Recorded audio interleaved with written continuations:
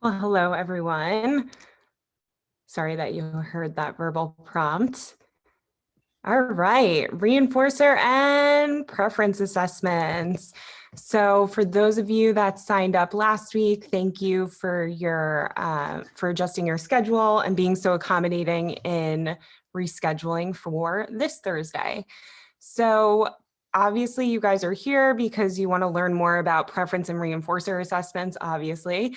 By a show of hands, how many of you have found information about reinforcer and preference assessments in Cooper?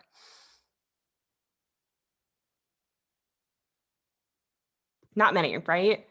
Yeah. Unfortunately, there's not a lot of stuff out there in Cooper or Meyer that talks a lot about preference assessments.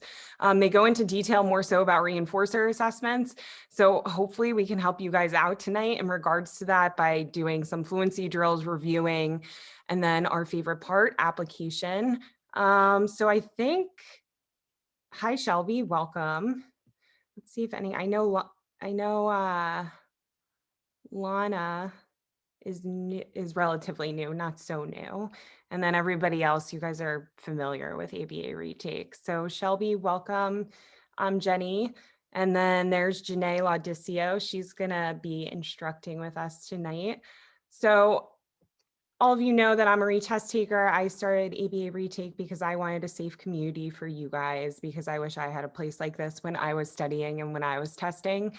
And I think the most frustrating part about prepping for this exam is others not understanding why we can't pass, or maybe why we keep taking the exam.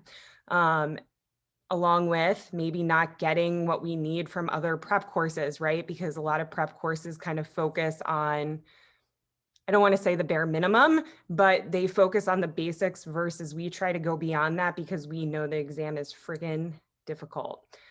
So hopefully we can help you tonight. And also, I think being in a community where you can relate to others is huge. So Janae, did you want to talk or introduce yourself? Sure. I mean, Shelby, I think you're the only one who doesn't know me for the most part, but I took Jenny's June crash course this last June and then didn't test until September. So I took the July 8-week course as well. The class was super helpful for me. I passed in September. For me, it was all about application. I scored in like the 390 range every time I tested, just about, and I could not break that barrier. So for me, understanding why something was correct was just as important as understanding why something is incorrect.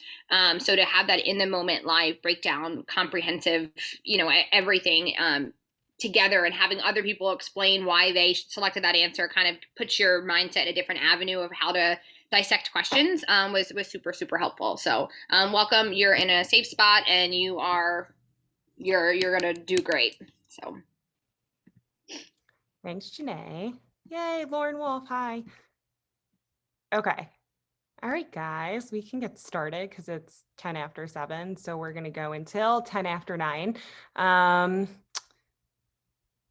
So for those of you that don't know, we're having analyzing questions a week from today, which will be Thursday. I feel like I told some people on Monday, and I don't know why. It's not this upcoming Monday. It's on Thursday. I am so sorry. So it's a week from today, June 17th. And during analyzing questions, we answer questions for 2.5 hours from all areas of the task list. That's all we do. You don't hear me teach or anything. You just answer questions and we review them.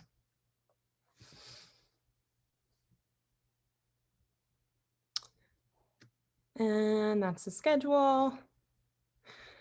Our live course starts July 1st and goes until August 24th. If you guys are interested and you have been in my previous courses, please email me so I can give you a discount.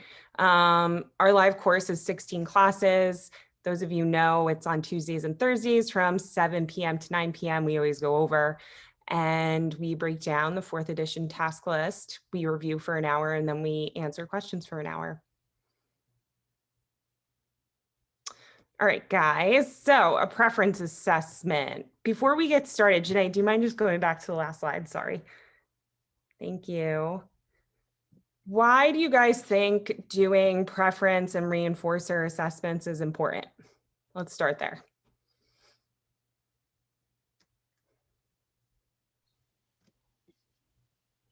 to know what someone would work for or not.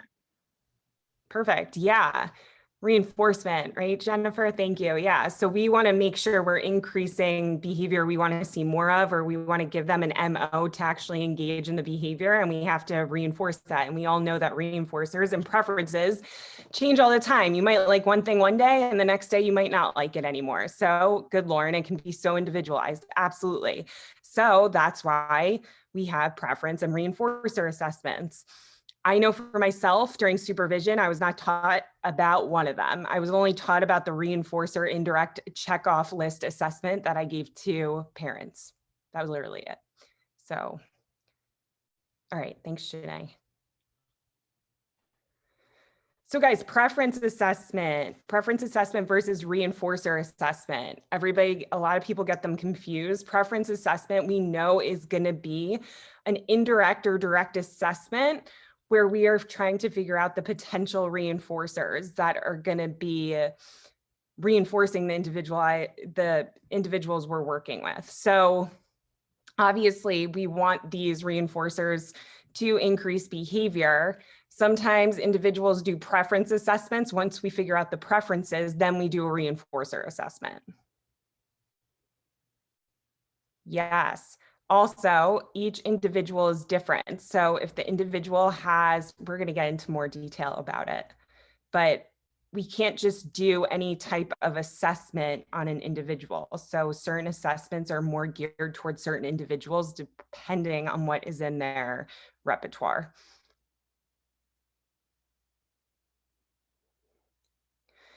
Stimulus preference assessments. So we got the ask category. Guys, would the ask category be indirect or direct assessment? And you guys can vocalize. It's a small class. Indirect. Yes, thank you. Indirect, yeah. We are not directly observing the individual. We are just asking individuals, so it's indirect. So this could be asking the specific person. Even if you ask them what they like, that is still going to be indirect. Significant others, and then pre-task choice. Does anybody know what pre-task choice is? Yeah, asking the client before what they want, what they're just asking a question. Perfect. Yeah. Do you want to work for the iPad or the computer? Awesome. Cool, guys. And then we have free operant, which is contrived and naturalistic. Contrived means what? Made up. Perfect. Yeah, we're setting it up. Created observation. Good, good. Yep, we are creating it. We're setting up the observation. So we might be putting certain things in the environment and we are free to watch them, and we can either take frequency or duration data on the individual in regards to how many times they interact or play with a stimulus. And then there's naturalistic observation, kind of self-explanatory. So remember, you can take duration or frequency data in regards to free operant stimulus preference assessments. And then our favorite, trial-based, and we're going to get into more specific detail about these. So we have single stimulus, which is 1, paired stimuli, which is 2, and multiple stimuli, which is 3 or more.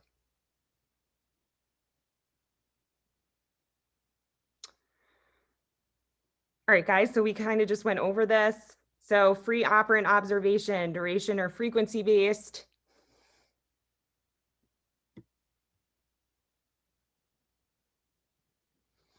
And then we have contrived and naturalistic. This is mostly for you guys to have as a permanent product to review. All right, so when we're thinking about potential reinforcers, what are you guys thinking of? Type it in the chat, say it out loud, whatever you want to do. When you guys see this, I want you to think of this specifically. Preference? Is that what you mean? Yes, good, Lauren. Okay. Yeah, preference assessment. Good. So like whenever you guys see potential reinforcers, I want you to immediately think preference assessment, because that's really why we're taking the assessment. We want to see the potential reinforcers versus the reinforcer assessment is going to be more more contrived. There's going to be more criteria involved, and it's going to be specific to the certain things that we find in the hierarchy of a preference assessment. Thanks, Lauren Wolf. All right, guys, so stimulus preference assessment, we got indirect, which is going to be ask, pre-task choice, asking individuals, either the person or other individuals that are in their environment. I know a lot of this is very repetitive for some of you. Hey, Janae, does the next slide say single stimulus? Might not. The next one goes into multiple. I'm gonna look to see if there's one for single. Oh, it's slide number 16. Do you mind just going to 16 real quick? Awesome. Thank you. Oh, it's not doing that. Never mind. I lied. You can go back. Sorry. I hate when it does this. Drives me nuts. Thanks, Janae. Poor girl. I feel like you're always messing with my PowerPoints that are not in order. Sorry. All right, guys, so single stimulus, aka successive choice. Pair the S and the S. I feel like people get this confused all the time. Single stimulus, aka successive choice. You see successive choice, it means that there's one single item presented to the individual. Also, know that you don't necessarily need to take that single item away. You can put it to the side of the individual. If they start engaging with it, you do not have to take it away. Hint, hint. A lot of people don't know that. Okay, paired stimuli. Oh, go ahead, Janae. I was just going to say, I think with single stimulus and, you know, successive choice, a lot of people also forget too that there's different ways that you can measure that in regards to, it's not just like, oh, did they select it, did they not? Like, we're looking at the contact, we're looking at the, like you said, the duration, the approach. We're looking at all those things. We're measuring how often it's selected. These are all things that you're going to look at with a single stimulus. I didn't know that for the longest time, so I just wanted to include that. Yeah, for sure. Thanks, Janae. Guys, pair stimuli, aka forced choice. So forced choice, a lot of people always think that is one. Forced choice is two. You are forced between to pick the paintbrush and the Diet Coke. Two stimuli, paired stimuli, aka forced choice. Multiple stimuli with and without replacement. So variation of the paired stimuli. So the individual is going to be forced, well, I don't want to say forced, but there's going to be 3 or more stimuli, and we're going to present it, and then it's going to be ranked. And Janae is going to review this because she's the best with it and she loves preference assessments. And she also made a bomb visual. Janae, do you want me to tell you the slide it's on? Oh, beat me to it. Did you want me to get into this, Jenny, or did you want to talk about it first? Oh, no, you can get into it, guys. Remember too that successive choice, paired stimuli, aka forced choice, and multiple stimulus with and without replacement are all trial-based stimulus preference assessments, because we're doing trials in order to see the hierarchy of stimuli in regards to preferences. Okay, floor is yours, Janae. Cool. All right, guys. So with the multiple stimulus with and without replacement, there's a lot of things we want to consider before we even go to those trial-based methods. One, we want to make sure that the individual that we're doing the assessment on has choice in their repertoire. If they're unable to make a choice between 2 or more items, then multiple, like those trial-based ones, are not going to be as relevant, the multiple with and without replacement. Also consider people who are very one-sided with their decision making. So if they choose everything on the left side, you know, we want to make sure that we're taking those into consideration. As far as with and without replacement, I think a lot of people get these confused and what each one means. So guys, this one here is multiple stimulus with replacement. What that means is that when you put an array out in front of the child, whichever item they select, during the next trial, that item gets put back in the array, and then the other items are going to be replaced. So typically when you do a preference assessment, I call it my Mary Poppins bag. I have a bag next to me of like 10 different items, right? So I'm utilizing those same 10 items and rotating them around. So if we look at the visual, we see we have the topper, we have the light up spinning toy, and we have the blue squishy. this individual chose the blue squishy. So the blue squishy goes back into the next trial in the array for the next trial, and the other 2 items are replaced. Then from there, we see that the other items are, they're selected. Whatever one is selected gets put back into the array. If the item was not selected, it gets taken out and replaced with other ones. And then you can see they're rotated around. So you'll have repeated ones. So this one, guys, is going to tell us how often that item was selected. So at the end of the preference assessment, you can see, okay, they chose the blue squishy toy 6 times out of the 10 trials, whatever it may be. They chose the green yo-yo 4 times, and they chose the topper once, or whatever it may be. So you're going to be able to look to see how often that item was selected. Any questions about with replacement before I go to without? No? Okay. Similar in the sense, but without replacement means exactly as it says. When that item is selected, it is not put back into the array. So if you start with 6 items in your array, every trial you do after is going to be 1 less than the one prior. So if we start with 6 and the individual chooses apple, you can see that the apple is removed from the array, and then the remaining 5 are there. From there, when those 5 are listed, they're going to pick the next one that is most preferred, and then again that one is removed and the other items remain in the array. The purpose of this one, guys, is to create a hierarchy. We're looking to see what is the most preferred. So out of these 6, we can put a ranking. Number 1, apple. Number 2, goldfish. Number 3, M&M. So that's what this one is going. Which one is most preferred based on a hierarchy, whereas with replacement, it's going to be how often that object is selected. They could potentially, if it's that reinforcing enough, they could potentially pick the same reinforcer throughout every trial in the previous one. It gets put back into the array. So we know that, those competing potential reinforcers, we know which one is the most preferred based on how often the individual selected it. Whereas without replacement, is going to give you a hierarchy. Number 1, the most preferred is apple. And this is for edibles, as you can see. But it would work the same for toys as well. So number 1 preferred, Legos. Number 2 preferred, Matchbox cars. Number 3, books, whatever it is. But you're going to do this until all of those items have been assessed and everything. It doesn't typically take too long, depending on the individual, the child. But any questions about with or without replacement? Again, hopefully the visuals help a little bit with that. Janae, I have a question. Yeah, go ahead, Lauren. The one, you might have already said this. I'm sorry if you did. The order to find order of preference and hierarchy. That's without replacement, right? Because you're finding from least to, or most preferred to least. Yep. Yeah, because whatever one they select first is going to be the most, because you're presenting them with all of the possibilities, and they're going to select the one that's most reinforcing to them.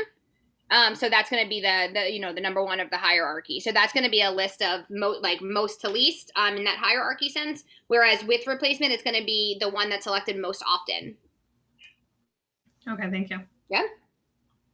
Any other questions about with or without replacement? I know it's tricky. That's why I think the visuals for me were really helpful with breaking it down. And I think a lot of people mix up when it's replaced and which ones are not put in there. So if it's without replacement, it's not going back in. I always thought of out. Without, it's out. So that's how I remembered it. Okay. Oh, I had to remember it too because I kept getting confused. Same. Thanks, Janae. No problem. Sending back to you. All right, guys. So what are the 3 trial-based stimulus preference assessments? Technically 4 if you think about it. So it's okay, someone said it's single, paired, multiple with, and without. Nice. Way to go, guys. So if somebody has, let's just say somebody engages in aggression, physical aggression, when they get a preferred item taken away, which trial-based assessments are we not going to use?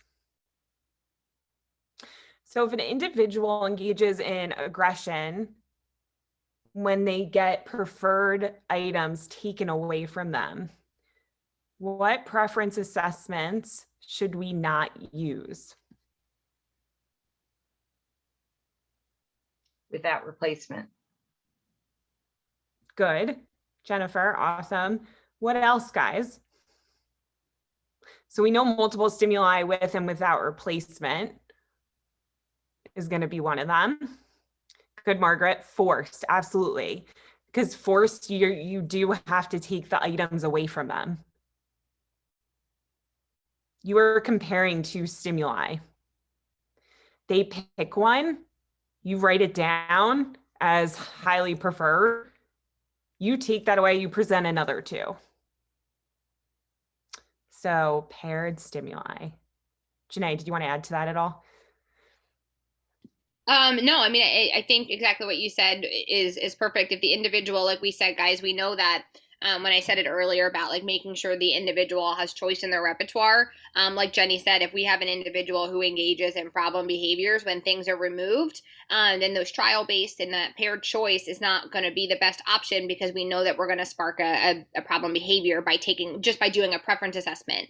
So we're going to look for other options to prevent that from happening. For sure. Yeah, definitely. Okay. And let's move on.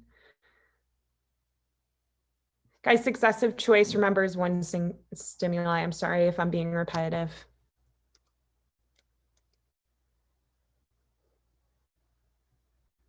Go ahead, Janae. Sorry. Oh, I liked this. So the only way to tell whether or not a given event is reinforcing to a given organism under given conditions is to make a direct test. This was actually taken from Cooper in regards to preference and reinforcer assessment. And I don't know, I thought it was cool because obviously the only way we're going to know if something is reinforcing is by doing an assessment, mostly direct, right? Because we know indirect data is not as accurate as direct data. So that's why direct data is always the best method in regards to an FBA, preference assessments, reinforcer assessments. Yay, reinforcer assessment. So we did the preference assessment. We know what stimuli serves as potential reinforcers, but now we want to figure out how hard are they actually going to work in regards to receiving this reinforcer, right? So reinforcer assessment is going to be more so, what are they going to do in different conditions and how hard are they going to work for this given stimulus? So we know that there's 3 specific reinforcer assessments. What are they?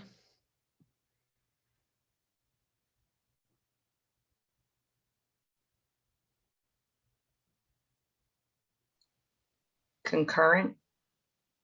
Yes, good, Jennifer. Multiple and ratio. Yep. Yeah, progressive. Go girl. Yes, nice, awesome. So guys, reinforcer assessments, these are different than preference assessments, right? Preference assessments, we're seeing what stimuli are going to be potential reinforcers. Reinforcer assessment is more so about the conditions that the individual is under and how hard they are going to work for these specific reinforcers. So a lot of you know concurrent, it's matching law. It's the same thing that you learn in compound schedules of reinforcement. Same thing with multiple schedules of reinforcement. And then we have progressive ratio, which is specific to a reinforcer assessment. So concurrent schedules of reinforcement, we know that these schedules of reinforcement are going to be given to the individual at the same time. That's where simultaneous comes in. So again, concurrent is actually a derived word from simultaneous. So according to matching law, we are going to engage in the schedule of we're going to engage in the schedule that's going to be more reinforcing to us, right? So behavior goes where reinforcement flows. Janae, did you want to talk at all about matching law? Sure. Guys, with matching law, it's important to note if the question or the scenario is representing interval or ratio. So if you see a matching law question talking about interval data, we know that the individual is going to disperse their responses across the 2 schedules, whereas with ratio schedule, the individual is going to allocate their responses to the richer schedule.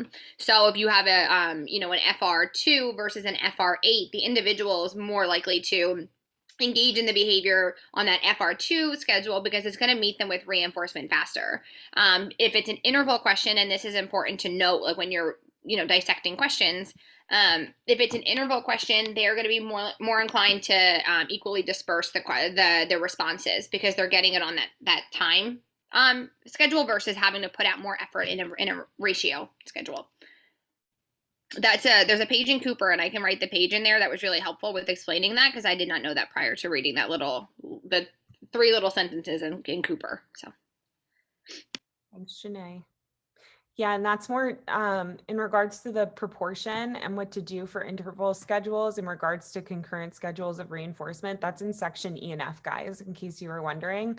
So just know for reinforcer assessments, if we know that going on the iPad and the computer is reinforcing to an individual, right? So we did a preference assessment. We figured out that both of those things are very reinforcing for the individual. So what we're going to do is we're going to present to them a worksheet with 10 questions on it. We want to see if they're going to work harder to get the iPad or to go on the computer. So according to matching law, behavior goes where reinforcement flows. They're going to engage in the schedule of reinforcement that's more reinforcing. So we can also present to them 2 different schedules of reinforcement, right? And so if we know that we're only giving them the iPad for 5 minutes, if they complete 10 questions versus going on the computer for 20 minutes for 10 questions. If they engage in 10 questions to go on the iPad, then we obviously know that the iPad is more reinforcing even just for 5 minutes. So remember that they're going to operate independently and simultaneously for 2 or more behaviors as well. So it doesn't necessarily have to be one behavior. So what I mean by that is I could present to them 10 math questions. And if they do 10 math questions, they can go on the computer for 20 minutes or the iPad for 5 minutes. I could also give them 30 spelling words, and I can see if they're going to engage, if they're going to do the 30 spelling words for going on the iPad or going on the computer. Does that make any sense? So we want to see which one they're going to work harder for as well. And then multiple schedules of reinforcement. A lot of people get this confused with concurrent. Guys, multiple schedules of reinforcement are not going to be available at the same time. So you know how just before I talked about the iPad and the computer being available at the same time? It's not going to be like that. It's going to be in regards to different SDs. So who can tell me what successive means? What does successive mean in regards to schedules of reinforcement? Not at the same time. Yes, thank you, Lauren Wolf. Yeah, not at the same time. So, you know, I might go to Janae in one setting and engage in certain behavior around her because I know I'm going to get reinforced on a specific schedule of reinforcement versus when I go home and I'm around family members, I might not engage in that behavior at all because of the reinforcement that they're providing it's not reinforcing me. So I'm not engaging in that appropriate behavior. So there's different SDs, and Janae and the people around me at home are not around at the same time. That's what makes it multiple schedules. So Janae is going to be in one environment, right? And she's going to provide me with a specific schedule of reinforcement versus when I go home and I'm around my family, then I'm going to get another schedule of reinforcement. So it's going to involve SDs and it's going to happen successively versus simultaneously. And then progressive ratio schedules of reinforcement is going to be our breaking point. So pretty much we're going to push the individual. So you know how I brought up the iPad before? I want to see if the individual is going to do 100 math problems in order to get the iPad for 10 minutes. They might not engage in the behavior at all. If that's the case, then I know a ratio strain might have happened, but also I know I need to thin the schedule of reinforcement. But again, progressive ratio, they might do 100 math problems for 10 marshmallows. So I'm going to keep pushing them. I want to see how far they're going to go in regards to working towards that reinforcement. Any questions? I know this is like a lot to take in. I think I have a question. I just like want to clarify. So when the schedule is like an FR2, that's like the thick or like dense schedule of reinforcement, right? And then when you thin it, the number gets bigger. Like Yes, good you're Lord, thinning, yeah. you're thinning it when it goes like to FR2 to FR8. Because I know it's like opposite. Like I always used to think it was like thin because it was a small number, but I just want Yeah, to it's the opposite. okay. Lauren, I thought the same thing for like a year. Yeah, I probably did too. Exactly. And then, so I think I'm just clarifying because I want to make sure for sure. Yeah, no, that's a good question. So thick is going to be the smaller number. So like if it's a dense schedule, it's going to be an FR2, FR3, FR4. And then an FR10 is going to be a thin schedule of reinforcement. So somebody presented it to me like this. They said, the more weight you lose, like the higher the number, the thinner you're going to be, versus if you lose 10 pounds, it's still going to be more dense. You're going to be more dense kind of thing. I mean, that's how I kind of memorized it, but everybody's different. You don't have to do that. So the smaller the number, it's going to be dense. It's almost like the opposite. It gets confusing. The larger the number, it's going to be thinner. Good question, Lauren.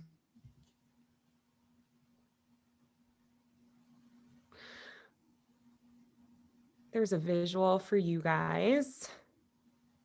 So guys, remember these words in regards to questions. So if an individual is getting a choice and the reinforcement operates independently for two or more behaviors or two or more contingencies, you know it's going to be concurrent schedules of reinforcement.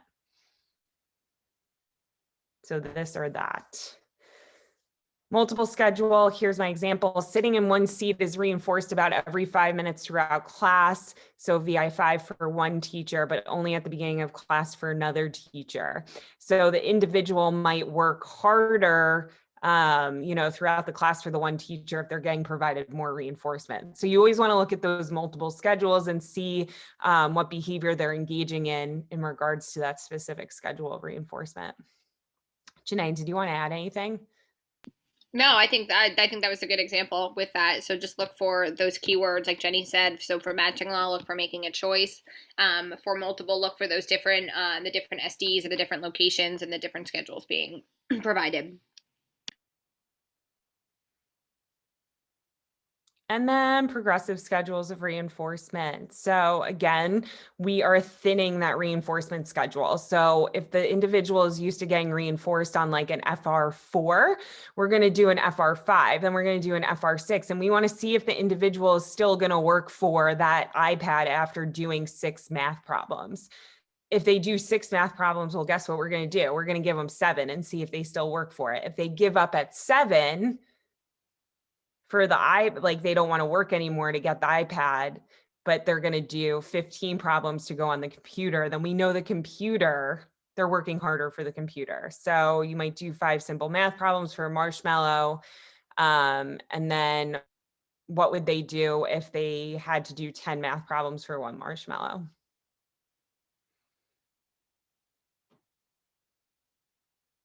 All right, guys, so can you explain what the difference is between a preference and reinforcer assessment? Even though it's right in front of you, but I want you guys to be able to, if you can talk it, you can test it.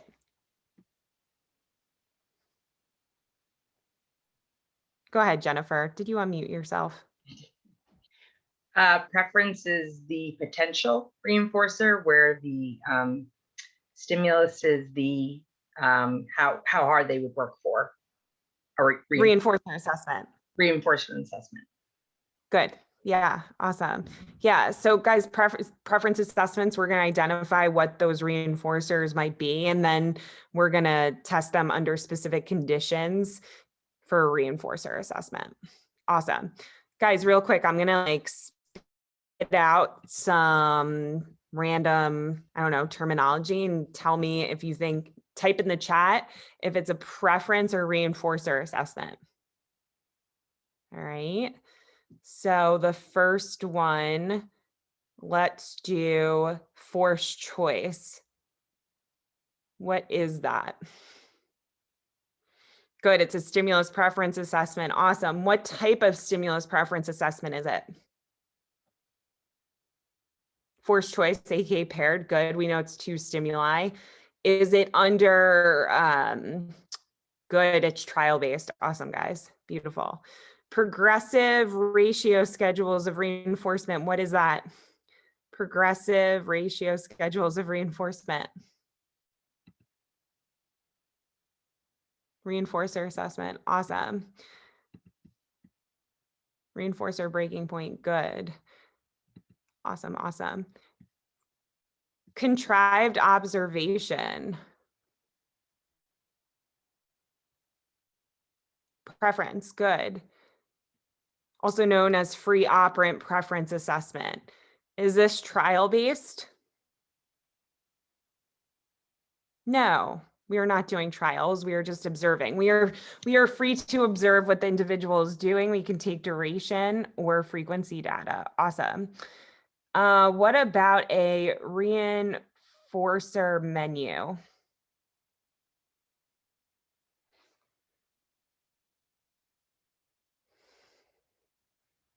We can go over this.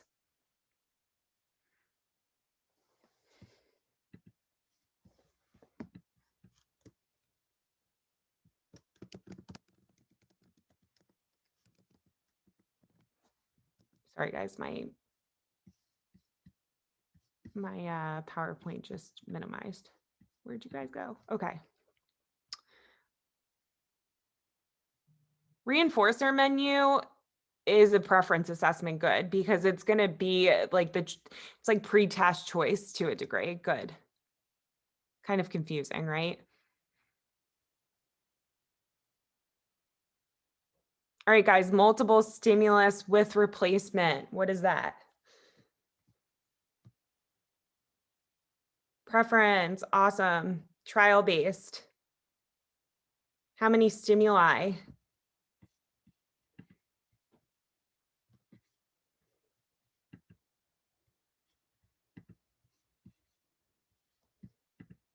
Three or more, awesome. Successive choice, AKA.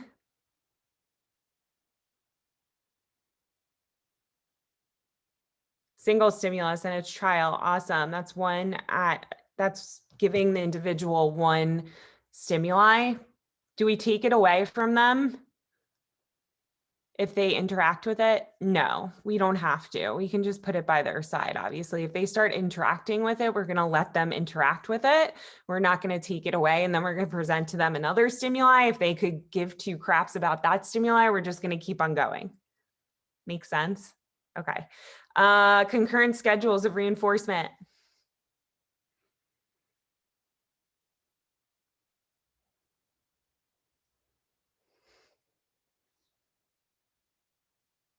Yes, choice. I love that. Reinforcer assessment. Good.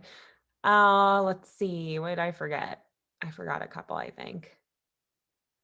Reinforcer assessment and multiple schedule. Thanks, Lauren. Reinforcer. Awesome. Beautiful. So guys, if I'm talking about potential reinforcers, we're talking about what? Preference. Beautiful. All right. I think, Janae, we're up to questions, aren't we? Yes. Look at you guys starting questions early. Love that. All right, guys. So I know Shelby's new. For those of you that forgot, though, remember to send your answers privately to myself or Janae, and Janae will type in the chat. I'll type in the chat so you can find us. Please send your answers privately. Reactivity does happen, and we will go over it when the time is up. I won't read out the question to you. You guys will read it by yourselves because that's what you guys do in the testing center. So best of luck.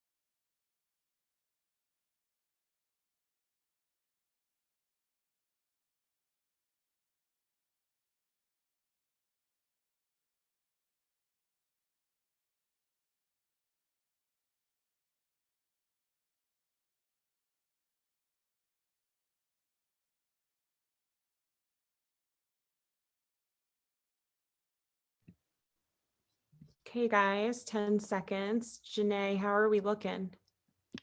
Pretty good on my end. Okay, because I didn't have that many people answer me, so hopefully you got Well, answers. a lot of the people who were in this class were in the last class, and I yelled at everyone for not sending their answers to me in the last class. So I think people felt bad right off the bat. So thank you to those of you who sent your answers to me. You didn't make me feel bad. Okay. Yeah, Mallory didn't send her answers, but I know I called Jennifer out in the last class, and I was like, "You were sending your answers to me." But yeah, no, I got answers. So. Okay, as long as you got some, because I only got 3 people. No, I got All right. 2, so. Okay. All right, friends, the answer is C, reinforcer menu. Who would like to volunteer and tell us why it's C?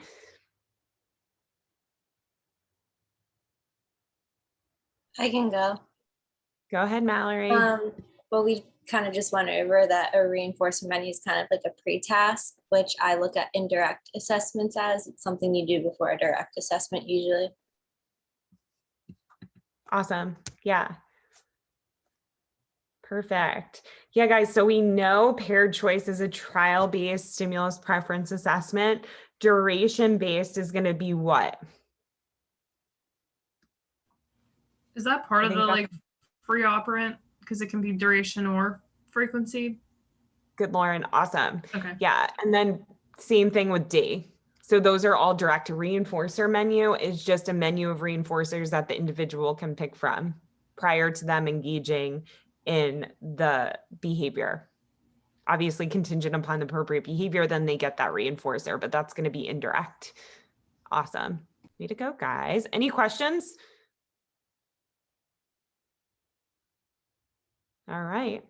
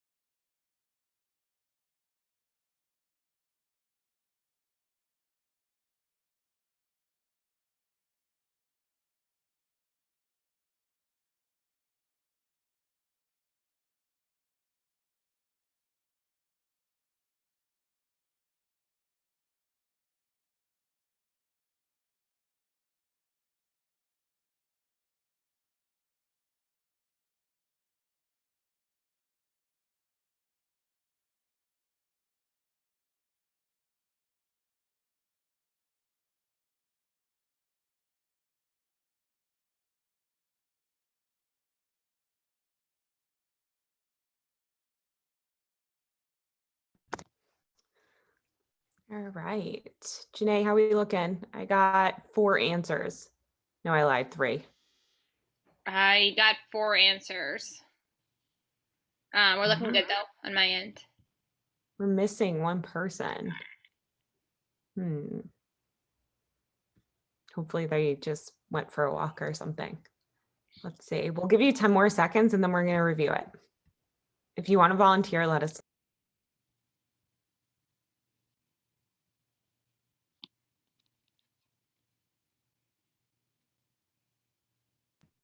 All right, the answer is C, progressive ratio schedule.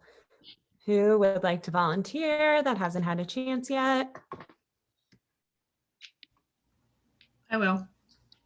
Go ahead, Lauren.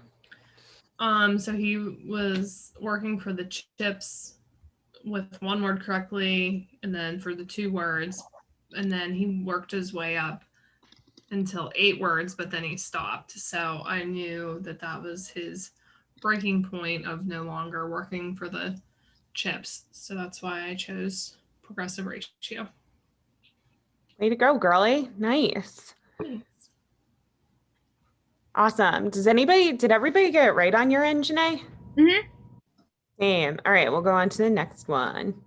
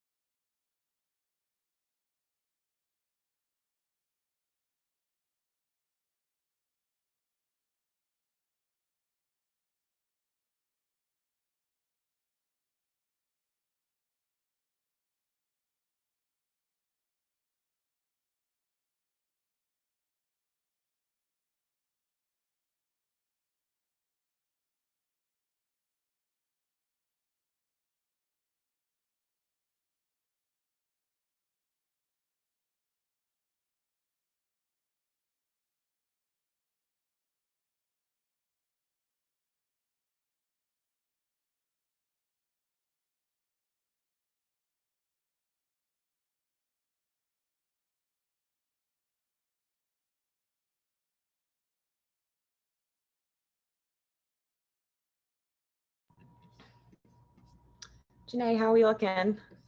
I have some variability. Okay, I only had a couple people answer me, so if you guys need more time, raise your hand, even though I know majority of you have your cameras off. No one? By the way, I'm gonna start doing giveaways for people that have their camera on. I decided, like, free giveaways. So just an FYI. Okay, anyway, the answer is B. Who would like to volunteer and tell us why the answer is B?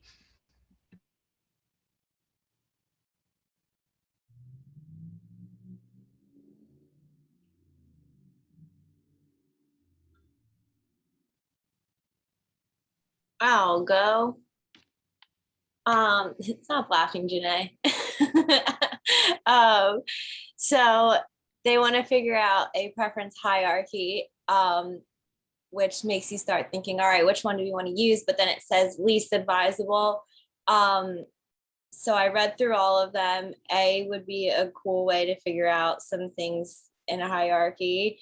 B was like, okay, that could work because you did get some information, but not directly from the client.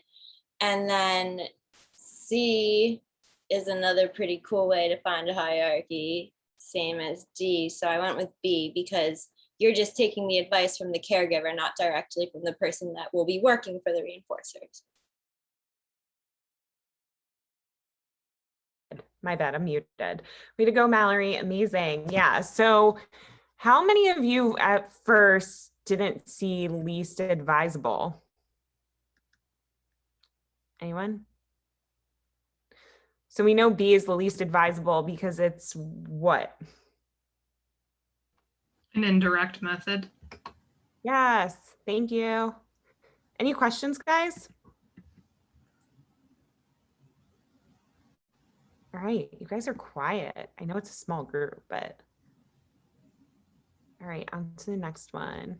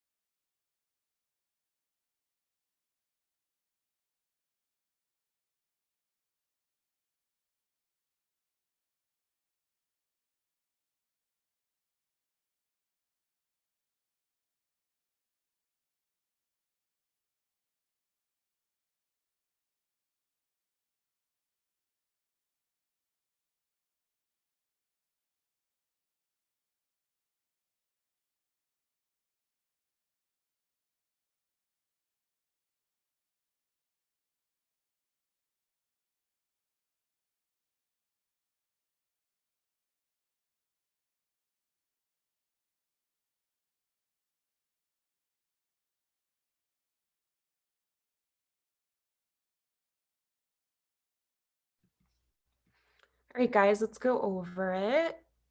The answer is not A, but it's D.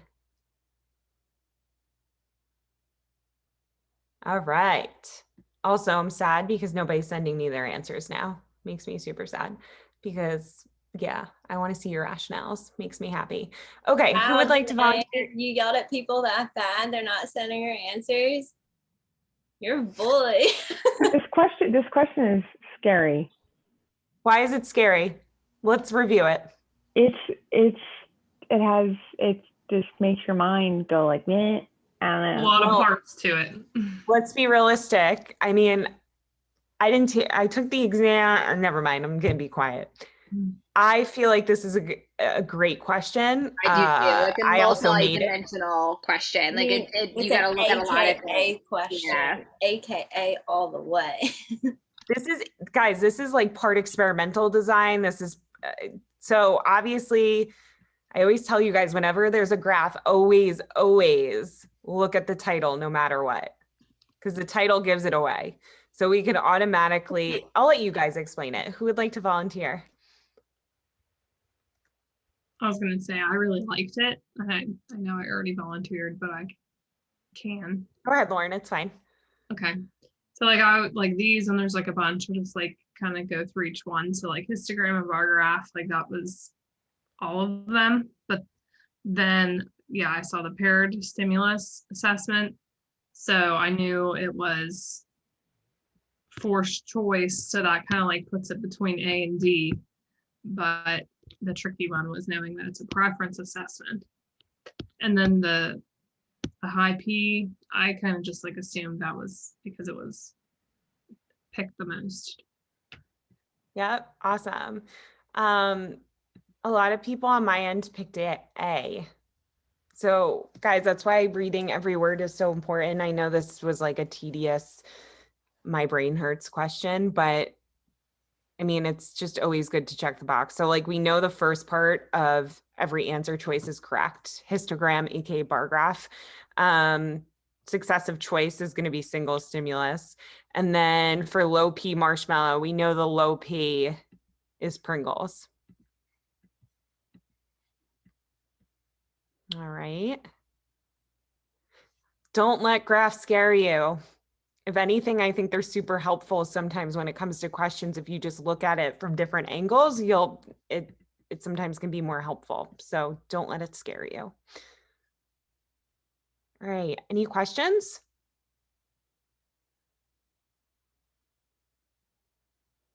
All right.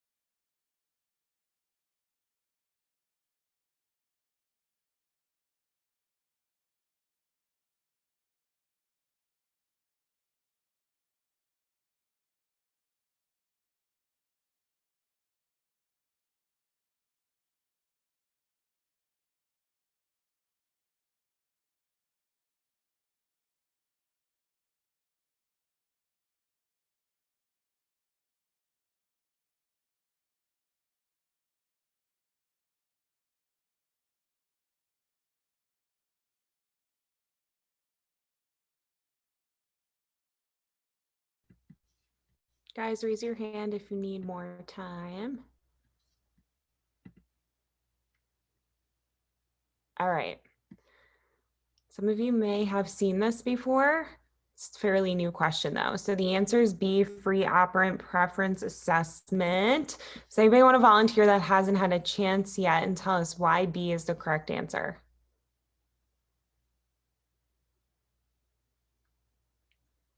I'm starting to think maybe these questions are too easy. Did everyone get it right on your end, Janae?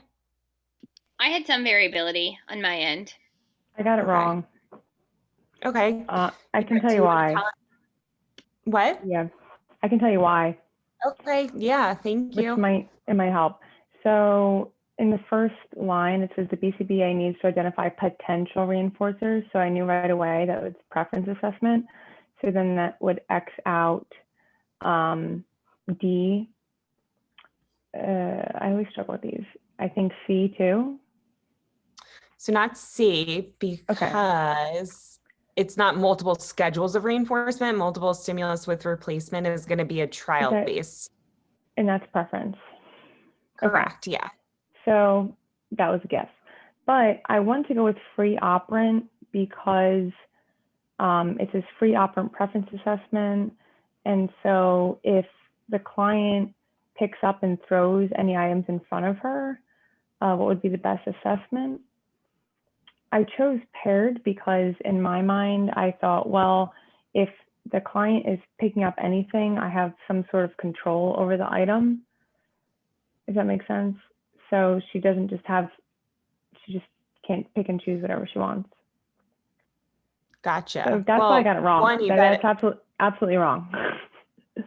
Don't want to Well, confuse no, and I anybody. appreciate you sharing. I appreciate you sharing that because like I'm sure like other people have thought something very similar or did think of something very similar. So the reason why, does anybody want to explain why A would not be the answer? I think the reason why A isn't the answer is because she's gonna pick up both things and throw them both. So you wouldn't know which one, which is why I chose B, because you would see more of what she would choose, because she would have a choice to go to whatever she prefers the most. Yep. Good, Shelby. Amazing. Perfect. Yeah. So I think too, what threw people off was like NCR for whatever reason. I put that in there to trip you guys up. Really, at the end of the day, like this doesn't really matter. All we know is she picks up and throws items placed in front of her. So we know with any trial-based preference assessment, we are putting items in front of the client, except for free operant preference assessment. Like Shelby said, like they're free to roam the room, they're free to do whatever, and they can pick up whatever they want and engage with whatever they want. We are physically not putting items right in front of them. But Yvette, in regards to us having control over it, we almost want to think like we don't want to, we just know the individual throws items that are in front of her, right? So like we just want to potentially avoid that at all costs. So that's why free operant is the best answer. That Jenny, makes sense now. Yvette, I want to piggyback off of what you said, because when you said like we have control over it, were you referring more so to like I'm holding it in front of my hand so they don't have access to? Okay, that's what I thought, because the way you did your hand description. Paired, you can also put on the table with the two of them. So that's why that's that trial base. It's not always like, do you want this one or this one, and us holding it up and then like, oh, we like they're not going to be able to grab it because we have hold of it. And is that what you were referring to? No. Okay. I do know that it can be, you can hold it or it's in front of you. Regardless, the two items are there, right? In proximity of the individual. So in my mind, I'm thinking I'm literally putting items in front of this individual, which gives them the opportunity to grab it from me and throw it. So if I free operant, then I was thinking they have access to anything really, and I would have to go and block them or do whatever it is to prevent them from throwing. That was just my mindset. But there I am again, incorporating my daily work, which is, contributing I to almost me think getting you were questions thinking wrong. about like the intervention more so of the what type of, do you know what I mean? Like obviously, yeah, if they throw things, we're gonna response block and we don't want them to have access to throw things. But again, placed in front of her is like the key thing, because we don't Yeah. place anything in front of the individuals for free operant preference assessment. And that's when I think of parsimony, like the simplest thing. So like, don't put items in front of the person if they're putting, if they're going to throw stuff. So just X it out. I do have to say that the ice cream that Mallory's eating looks delicious. I just commented on that. I just sent her a message. I just sent it too. I just see him like pull I his think we thing all out. know what our if we did a preference assessment, we're all choosing what Mallory has right now. Exactly. It's water. Preference It's an assessment. ice cream. Okay. That's amazing. This is my All right, guys, let's move on reinforcer. to the next one. So funny. I want ice cream. Thank you. Thanks, Yvette, for volunteering. Appreciate it.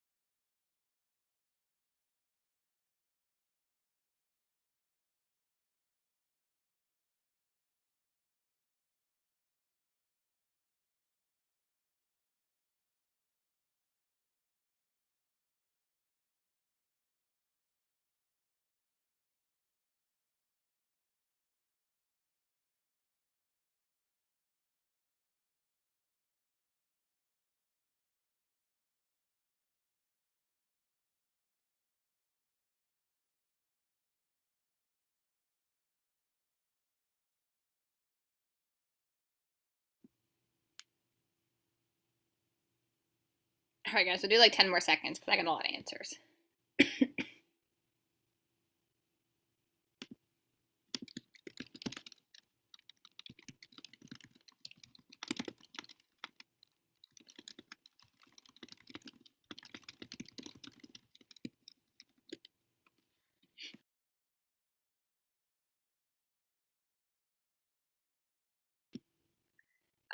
Answer to this one is C, forced choice preference assessment. Anybody want to volunteer to say why they selected C? I got 100% on my end.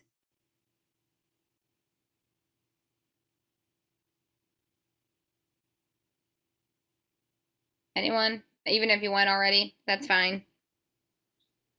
I can. Go ahead, Jennifer.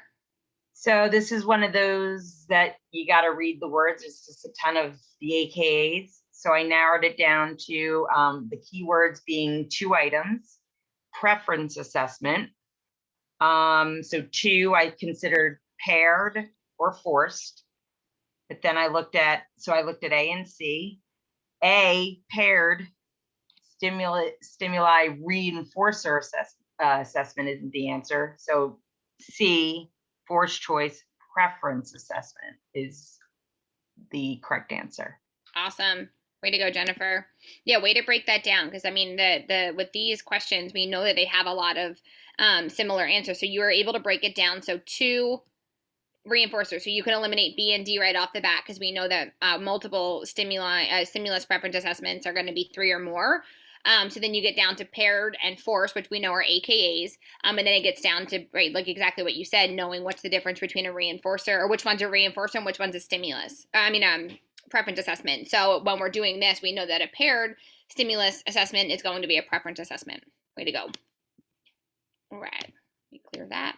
Any questions on this one? I had 100%. So, nope. All right.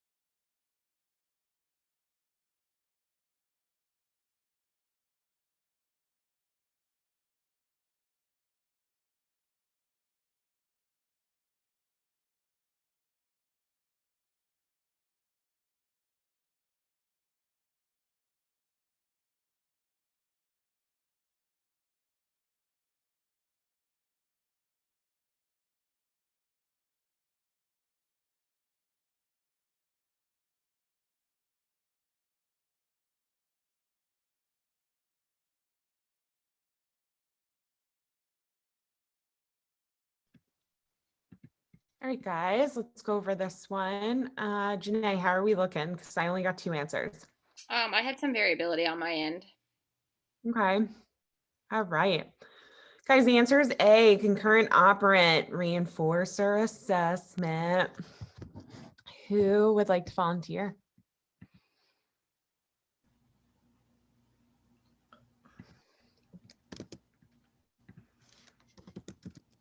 Jenny, I can go because I almost changed my answer, but Okay, go ahead. I did not. So, because I was thrown off by the fact that it said concurrent operant, then it made me feel like it was wrong.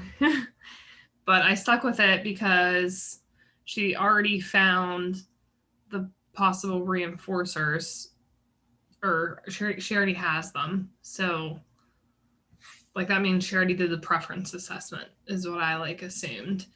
So I took out C and D, and then B, I like don't think is a thing because I think it would be like single stimulus preference assessment. Good. So I went with the only option as a reinforcer assessment.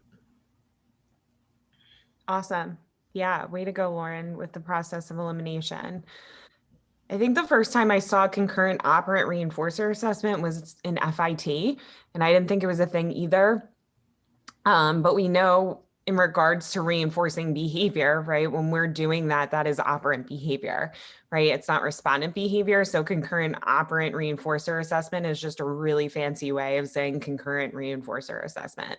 So did a lot of you not pick A because of the operant part? I much changed it because of that for sure. And because then I figured the choosing one over another, you feel like you want to pick paired, like, because that's kind of like the wording it says. So I just kind of thought concurrent. So that's like the one that's with matching loss. So they might pick the one over the other that they like more. Good. Awesome, Lauren. Yeah. So really out of A, B, C, and D, A is the only reinforcer assessment. It's the only thing. And again, like we're talking about choice here. So we know paired stimulus preference assessment is out because it says after completing a preference assessment. So this is our indication that it's going to be a reinforcer assessment, not a preference assessment. Does that make sense? Any questions? I just want to say that's what I did. The operant shied me away from that answer.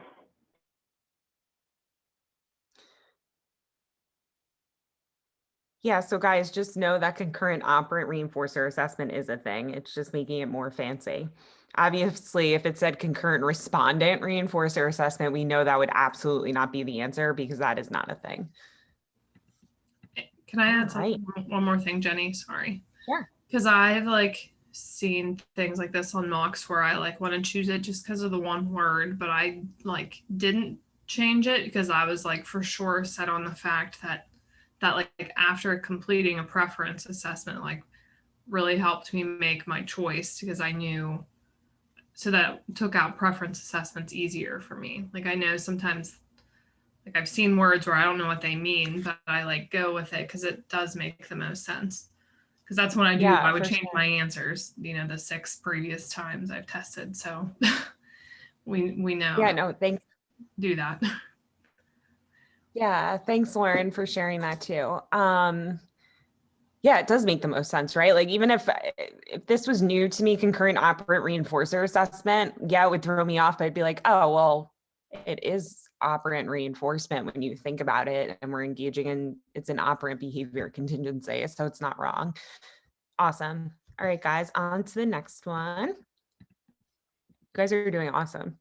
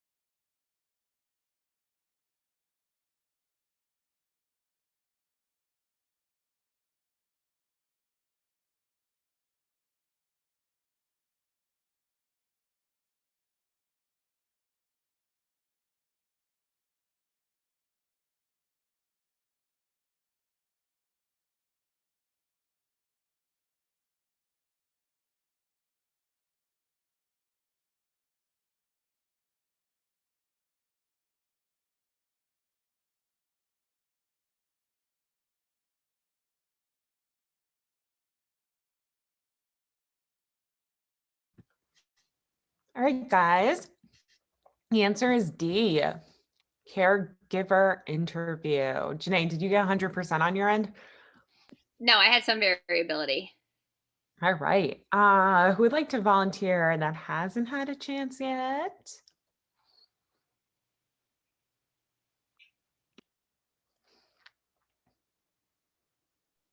I'll do it. Go ahead, Margaret. A caregiver interview because it's indirect and they're asking. The other ones were direct. Awesome. Yep, process of elimination. Beautiful. Thanks, Margaret. Does anybody want to volunteer and tell us why you got it wrong? Jenny, I just want to answer a question someone just put in the chat, and I think it's good for everyone, asking what a caregiver interview is. That can just be something along the lines of asking the caregiver, like a parent, like, hey, what do they like to play with? What do they play the most with? Just really interviewing like a parent or a teacher, even in that sense. Like if you go in and it's an indirect method. So if I go into I work in the school system. So I go into the schools and I ask the teacher, like, hey, so typically, like, what do they play with? Do they play with, cause and effect toys? Do they play with, X, Y, and Z? So therefore, when I go to do different types of like maybe trial based or whatever it may be, free operant, if I'm contriving the environment, I may set it up based on what that caregiver, like the information they provided me with. Does that answer? Yeah, it's under the category of ask. I just want to say that my first thought was X out D because it said caregiver and I also didn't know what it was. So I thought it was a fake thing at first. And I totally missed the word indirect method. Well, indirect. Totally skipped that with this. That's why I got it wrong. So I have to read better. No, does that make sense though? I mean, with the answer, I mean, with the question and everything, what a caregiver interview is. Okay, cool. I had someone one time think that they were actually like interviewing a caregiver for like a job or something. And I was like, nope, that's not it. Just caregiver interview. But I mean, I think as retest takers, sometimes people's minds, I know, Jennifer, your face. Yeah, I know, it's crazy. Anyway, on to the next one. But yeah, the indirect methods is going to be like ask, surveys, checklists, Likert scales, things like that.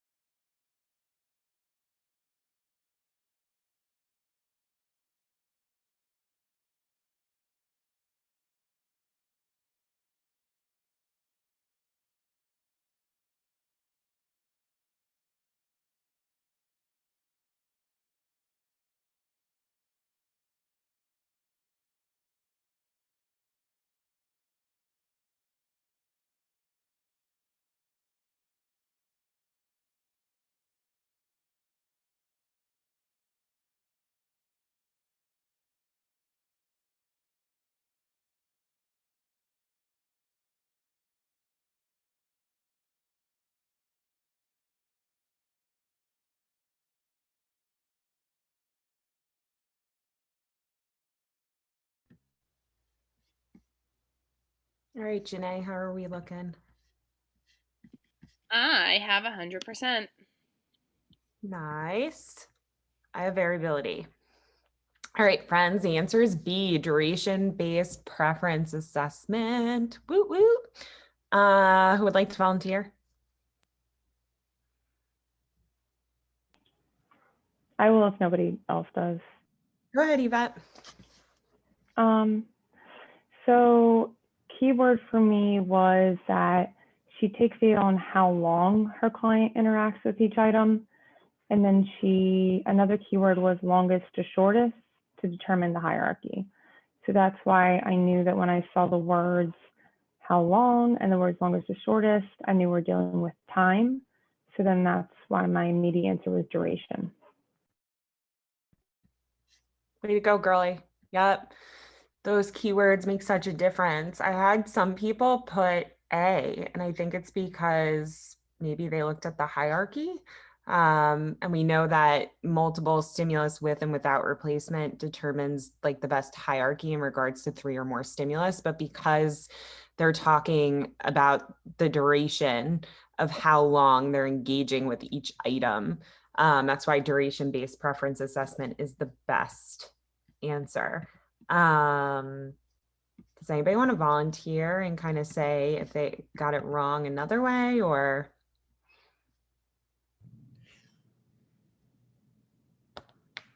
All right.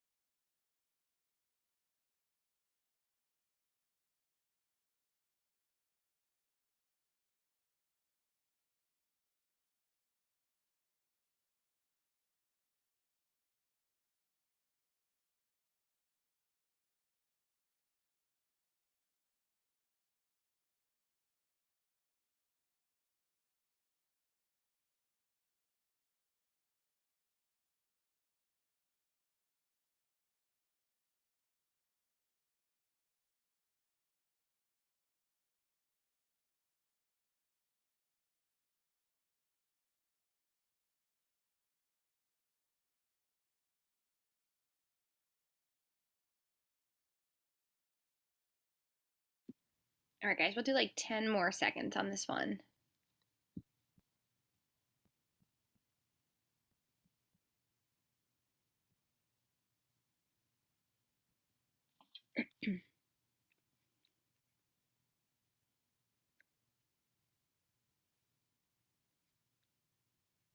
Okay. All right, guys, answer to this one is D. I had a lot of people back and forth going through. Anybody want to volunteer to say why they selected D? I will. Go ahead, Lauren. So he does not like getting denied access or items taken away. So B is definitely out because you're removing the item from the array. I was between A and D, but then A, I kind of assume, well, you're not supposed to assume, but I was like, it's paired choice, which I know that you do take away the other item. Like it doesn't say that, but then I just figured the most, like the natural environment, just like a free operant observation, seeing which one he plays with would Good. be so that he's not getting denied access to anything. Yeah, beautiful. So you broke it down perfectly, Lauren. So A, guys, is going to be that paired choice. So whatever one he doesn't pick is going to be removed. So we know that that's not going to be an option. B, that's going to be the trial base of the multiple stimulus with or without, whatever one. Remove the item from the array. So we know that that is not going to be correct because Jake engages in the interfering behaviors. C, we could contrive the environment with the preferred items. However, it says take discontinuous measurement data on the items he chooses. We wouldn't take discontinuous data on the items he selects. So therefore, we're going to go with D, observe the environment and record the total duration he plays with each item. So it's going to be that free operant, naturalistic observation. Good job, guys. Hey, Janae. Yeah. So I'm glad you pointed that thing out in C, because the reason I didn't choose C was the term preferred items. I wasn't even looking at discontinuous, but I figured if you're doing a preference assessment, we don't know what is preferred for him yet. That's another reason why too. So if we're contriving the environment with his preferred items, we don't know what the preferred items are, right? Unless of course they did some kind of like indirect and they kind of set it up based on that, but we don't know. That doesn't state it in the question. But the other main reason would be that discontinuous measurement data, because we're not going to take time sampling, right, on that. We could do duration and frequency and things like that. So that continuous measurement would be a little different in that sense. But yeah, Jennifer, thanks for bringing that up. Because we don't know what his preferred items are. That's what we're trying to figure out. So we're looking for those potential reinforcers. And if we don't know what they are, then we can't really set up the environment that way. Way to go. Good catch. Anybody else have anything they want to add or questions or anything? No? This was a long scenario question, guys. So it's good to, and I had 100%. I had some people going back and forth, but I had 100% nonetheless. So. I just have one thing Yeah, that may or may not contribute to people getting confused or not, but I also engage in SIB and physical aggression. So really stuck out to me was SIB, which you really want to prevent the individual from engaging in that behavior no matter what. So I just feel like just that really stuck out to me and helped me guide my answer to B as well as all the other points that everyone else made, because I just want to put him in the environment and see what he likes. Like try to really prevent him from engaging in that behavior no matter what. Absolutely. Yeah. If there's any possibility that Jake could engage in SIB, especially aggression, we want to avoid as well, but SIB especially. So if we know there's the slightest chance that Jake could engage in SIB and we're putting them in a position where we're forcing them to make a choice that we know could potentially put them in an SIB position, we definitely want to avoid that just for ethical reasons too. So way to go with that. I was going to bring an ethics, but I didn't want to go down that road. No, it's okay. All right. Good job, guys. On to the next one.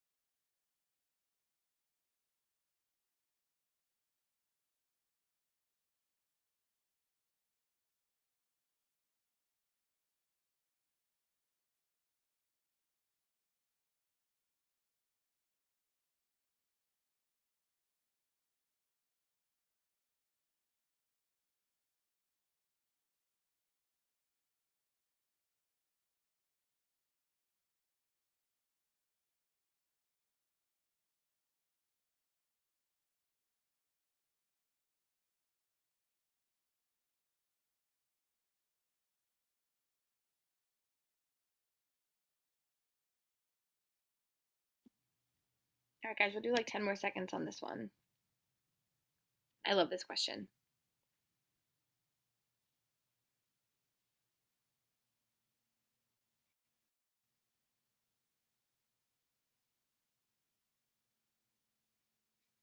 All right. Answer to this one, guys, is D. I see faces that are not very happy.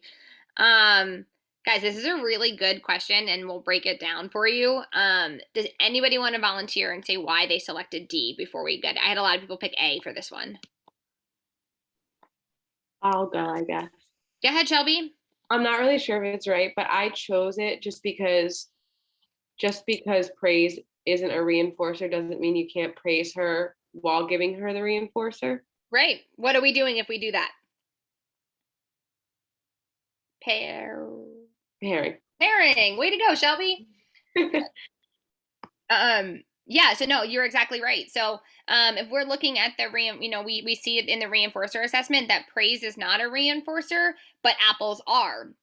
So if you break it down to something, Yvette, I'm gonna pick on you because you're the last person to message me. What is something that's really reinforcing for you? Chocolate. Chocolate. Okay, great. So if you are doing something, right, and we know that chocolates are reinforcers, but stickers aren't, right? Stickers aren't reinforcing for you, but chocolate is. When you are working for something, if I give you the chocolate, you're just going to take the chocolate and go, right? Because you got it, whatever. One thing we want to do, I know you said earlier you didn't want to bring ethics into it, but one, we want to try and get away from those edibles if we can in that situation and pair it with those GCSRs. So if we did D and I hand you a sticker and then, a sticker with the chocolate or, very, very quickly close together, you're now pairing that the chocolates go with the stickers.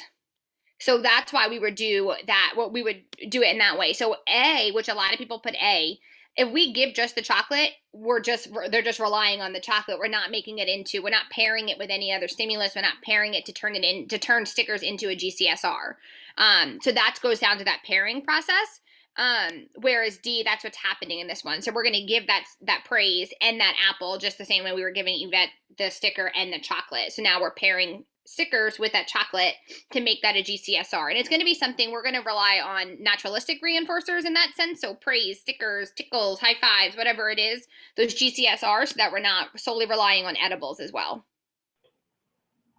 Any questions? I had a few people put A on this one. So I just wanted to.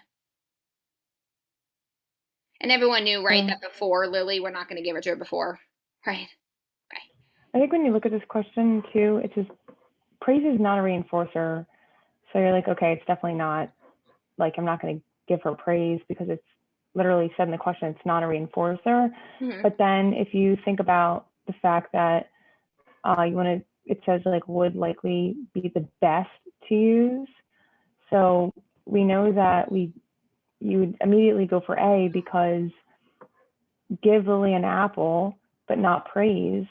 But then considering, would that be the best option that's here, right? That might be right, but it's not the best one. Right. The best one would be here, giving her praise in an apple, because if you consider the whole pairing aspect, then that would be the correct response. Right, absolutely. So any kind of pairing. So if we know we have a known reinforcer, right, and we're taking when you are doing that pairing process, we're taking that known reinforcer. So in this case, the apples, or in Yvette's situation, the chocolate, and we're now pairing it with the neutral stimuli, right? Or in unconditioned, whatever, however you want to look at it. So in this one, the neutral stimuli would be that praise. So we're now pairing that to make that praise something that's more. Oh, I saw the Jenny writing the neutral stimulus. I didn't know what was happening. It was just showing up in my chat box. I thought she was scribbling something out. So yeah, so we're looking at that. So we want to make sure that we're pairing so that we can expand on this person's, their reinforcers, right? We want to make sure that we can get them to those more naturalistic reinforcers than relying on those contrived reinforcers and ones that, especially edibles, like I said. So if we can make it so that they're getting that natural reinforcement for things like high fives and praise, it's going to be more beneficial and expand their reinforcer. Yeah, neutral stimulus becomes the conditioned reinforcer, which is then generalized. Does that answer everyone's questions? Like I said, I had a lot of people put A. So I just want to make sure. And Jenny, I don't know if you wanted to add anything. I know you were typing in the annotation. Nope. Okay. No, All right, guys. move on.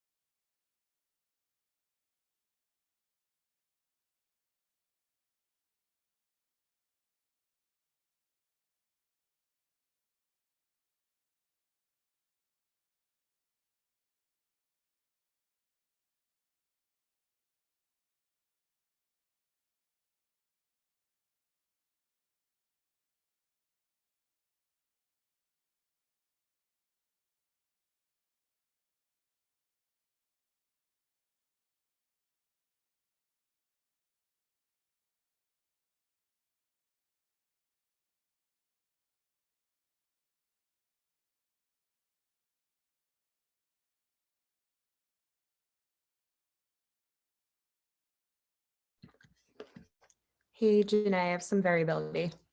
I do too.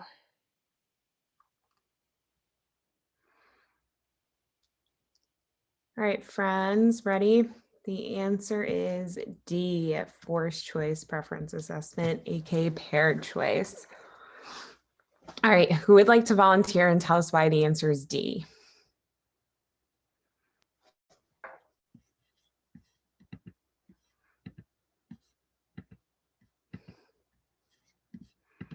Anyone? I will last resort if no one else wants to speak out. Go ahead, Yvette. Okay, so what I saw.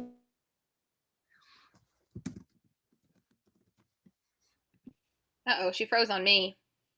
Froze on my end too. Bummer. Ah, Yvette. All right, well, would anybody like to see? Sorry, Yvette. So, guys, I actually got something very similar wrong when I first saw this. Who else would like to volunteer that put D? I'll give it a try. Go ahead, Mallory. I went with D because it said that her client has difficulty discriminating between more than 2 items. And I know with multiple stimulus, you're going to have more than 2 items. Usually you have an array of items. Progressive ratio reinforce it. That's like it's not a preference assessment. Correct. And then I went right to D for forced choice, paired choice, because they're usually just 2. You're presenting 2 to them. So you're not going over her limit that she can't discriminate between them. Awesome, Mallory. Yeah, good job. I think a lot of people thought, well, if she can't like the between more than 2 items, right? So those she can identify or discriminate between 2. It's just more. Awesome. I'm sorry, I don't know what, literally the whole thing my computer just shut down. It's okay. I don't know what the last thing that everyone had heard me say. You probably just already explained it. You did. Yvette, you got cut off, I think, right when you started talking. Sorry, girl. So if you've already explained it, then I guess she has difficulty discriminating between more than 2 items. So I wouldn't choose the other ones because I wouldn't want to go for more than 2 items if she has difficulty doing that. Awesome. Yeah. So I think a lot of people put C because they figured, oh, well, 2 items she can't discriminate, but again, it's more than that. So more than 2. Thanks, Yvette. Janae, oops. Go ahead. Go ahead. No, it's okay. I have more questions on my end if you want me to. Yeah, I can pull it stop. up. Hold on, guys.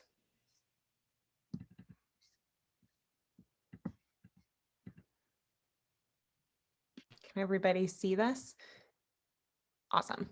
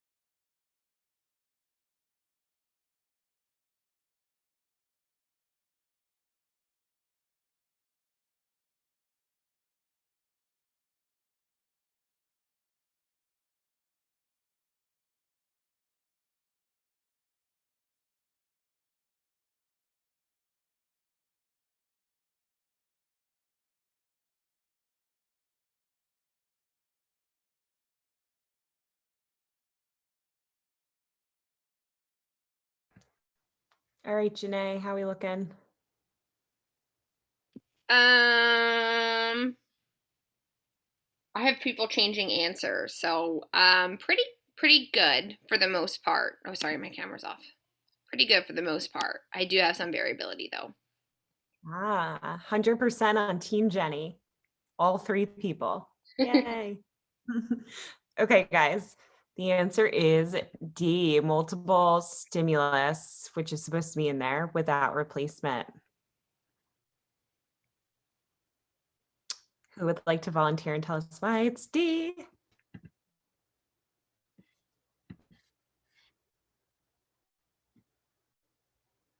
Shelby, you got it right.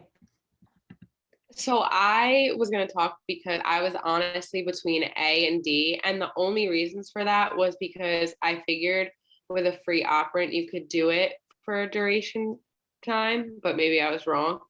And then I picked D because you don't replace it. So you can give like a time and then it goes quickly. That was my rationale. Yeah, thanks, Shelby. So free operant preference assessment, we could do duration, but I guess because we have the 12 different items, along with the hierarchy and multiple without replacement is going to be quicker in regards to figuring out a hierarchy than multiple with replacement. Does anybody else want to add to this? Thanks, Shelby. Jenny, can I add something? Mm-hmm. Guys, with this one too, this one is it kind of comes down a little bit more so to kind of like the order in which things would occur. So we already know that they did the indirect, right? So the parents in BCBA came up with 12 different items. Now that we have those potential reinforcers, that basically took the place, not took the place of, but we don't have to do a free operate now because we already got those potential reinforcers based on that indirect assessment.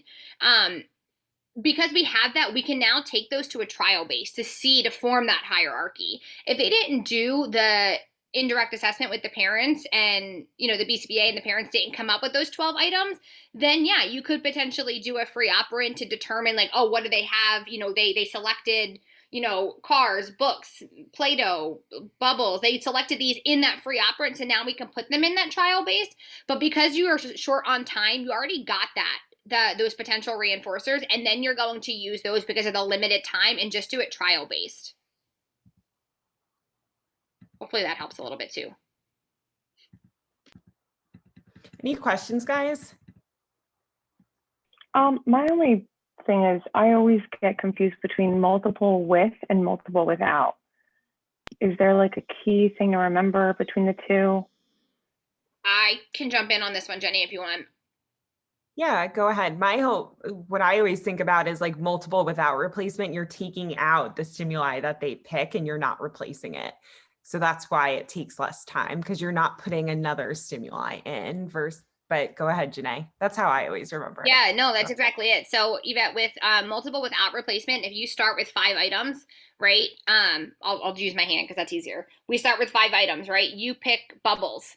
So I take bubbles out of the array. And then the next time you're left with books, cars, Play-Doh, and Legos, right? So the next time you pick Legos. So now you're left with books, cars, and bubbles.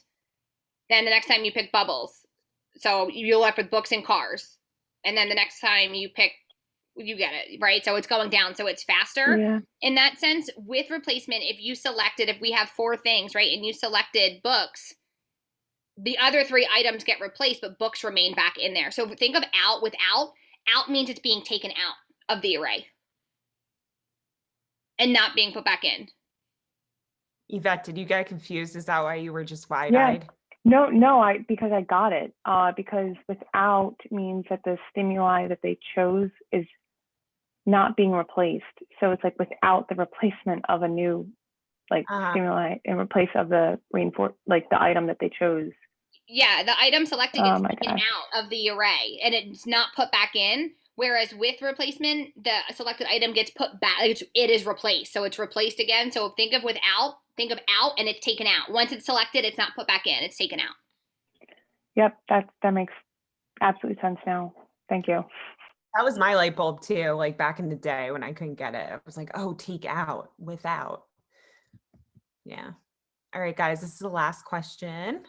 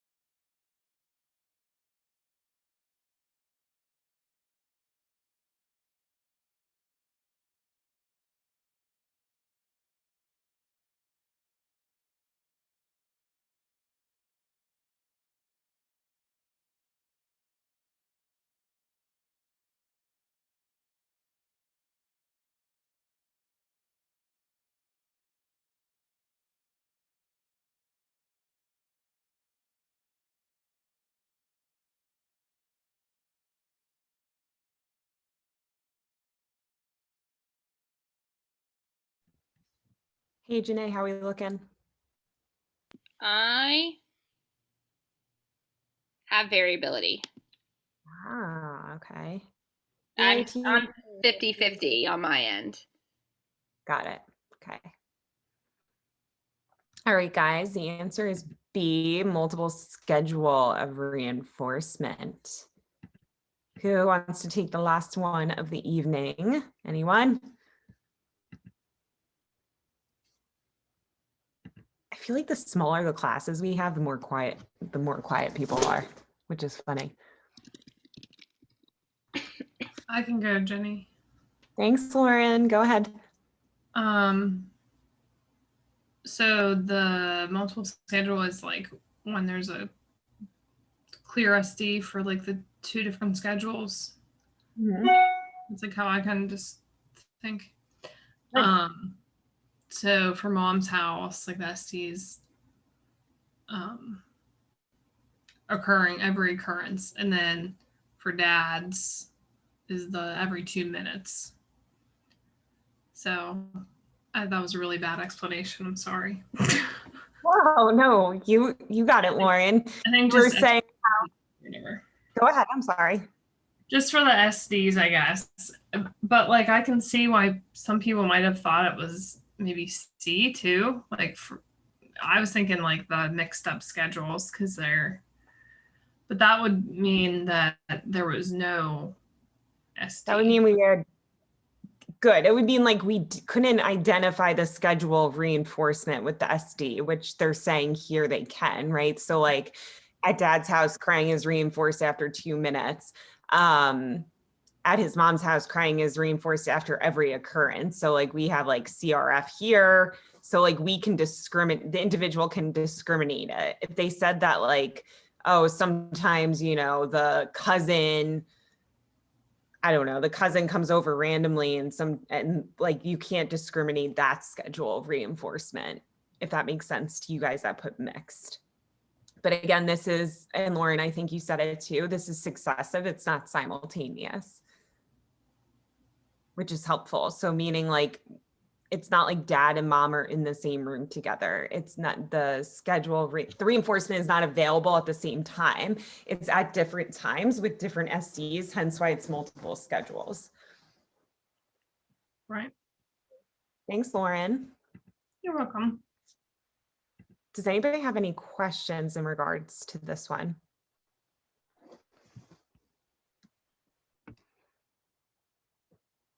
No? All right, guys. You did very well. I'm super impressed. Super, super impressed. How hard did you guys think the questions were? I feel like, do you think they were difficult, easy, scale from 1 to 10?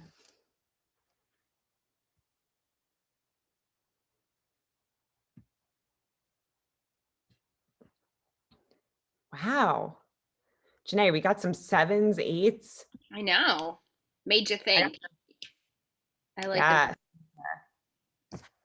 They were, I mean, they were definitely, they were good questions. Yeah, they definitely made you read. Like, I think it was, some of them were like complex where it's like, okay, you knew it was, you know, a forced choice, but then what is a forced choice? Like, what is a pair? You know what I mean? That's knowing the AKA and then also knowing which one falls under preference and reinforcer assessment. Yeah, and For to sure. use the AKAs for sure. All I have to say is those of you that have been with us talk about like a huge difference from like the beginning with these types of questions. Like I remember you guys kind of doing these questions in class, not the same ones, but similar ones and kind of struggling with it. And I mean, talk about a major, major improvement, which is amazing. I love seeing that. It makes me so friggin' happy, especially those of you that are starting to really identify the keywords and questions and because that's huge. Yes, love it. We had somebody else from our spring course pass yesterday, by the way. Woo woo. Yay. Okay, guys, I am going to stop recording. For those of you that want to join another private class, we're having one next Thursday. I'm also thinking about doing a Fluency Friday, which I haven't done in a really, really long time. I don't think any of you have been to it before. No. You have, Lauren? Back in the day, really? Yeah, I think a December one. It was That's the definitely a last December time I one. did one. Yeah. That's the last time I did one, and I remember I got like oral surgery, and I Yeah, was, and you had to it was move so- it. yeah, that was That's a tough right. one. I remember. Yeah, that